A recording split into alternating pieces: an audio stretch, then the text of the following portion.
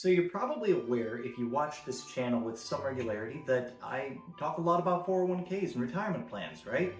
And it's for a good reason. We actually manage and work with a lot of employer-sponsored plans like the 401k here at Norberg Wealth Management.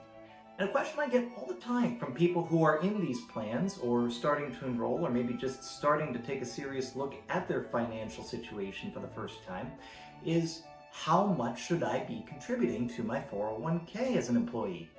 And in today's video, we're going to talk about that. Hi, I'm John Norberg, and welcome to the Financial Proud series. So, how much should you contribute to your 401k? Obviously, the answer is it depends. But we're going to give you a few levels, or rules of thumb, I guess, if you will, that you can use when you're signing up for a new 401k or maybe taking a serious look to see if you're contributing enough. Hopefully this helps you determine if you're on track or gives you a sense of where you should be based on where you are. So, level 1, free money. This is called free money because it's talking about the employer match, which essentially is free money. If you're at level 1, you are contributing to the 401k and you are at least getting that employer match or free money.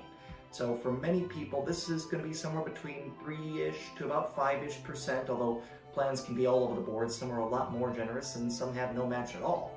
So if you can, the first level, the first place to start is called free money because you want to make sure you get that free money from the employer. Level 2, this one I like to call investing in yourself.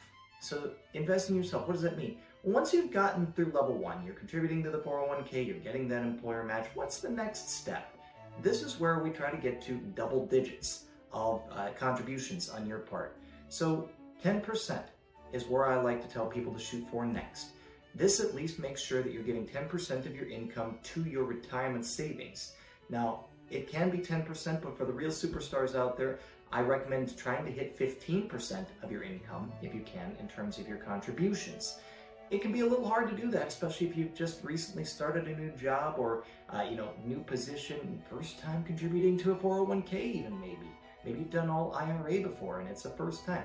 Whatever the case, try to get to double digits so that you're truly investing in yourself and not just leaving this at the employer match or free money level. Level 3, maxing out. So this is where you really put the pedal to the metal. Now, some people consider it maxing out if, say, for instance, you've just hit the employer match. That's not actually truly maxing out your 401k. Sorry to disappoint. Maxing out a 401k actually consists in making sure that you have the full legal amount on the table into your 401k.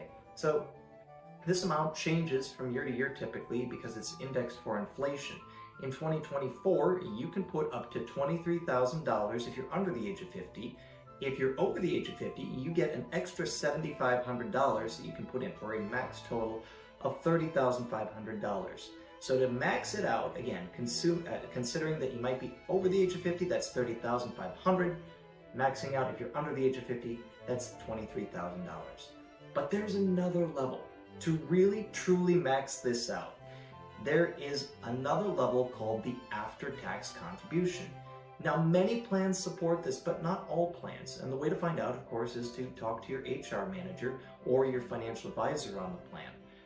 What this looks like is taking a full contribution for the year, so again, $23,000 or $30.5K if you're over the age of 50, and starting there. But then you get an additional amount up to a max of $69,000, and you get another $7,500 if you're on top of that, right? So that's a total of $76.5K if you're over the age of 50.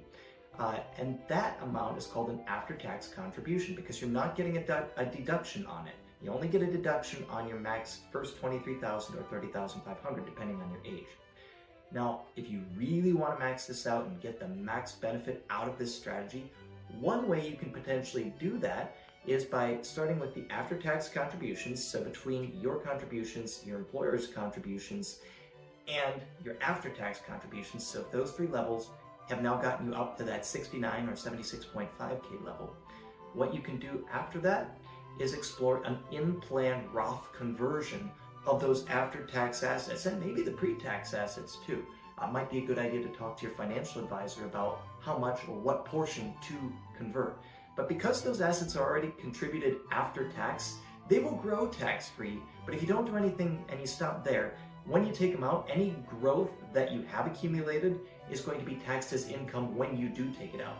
So it grows but does not distribute tax-free for that extra chunk, that after-tax contribution.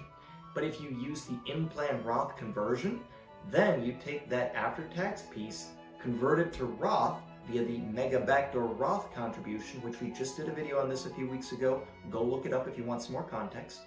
Now you have potentially tens of thousands of dollars growing for you in a tax-free manner. Now, let's just say you do this over the course of, a decade or so.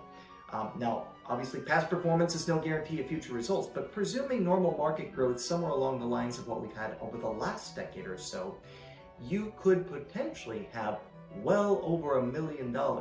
And that's before we even consider that these numbers are all indexed for inflation, meaning that you will probably be able to contribute more in future years as those limits go up.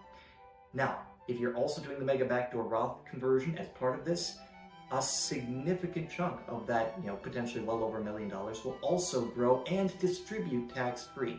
This is where generational wealth is built. This is where financial independence is achieved. And you can do truly great things once you get there.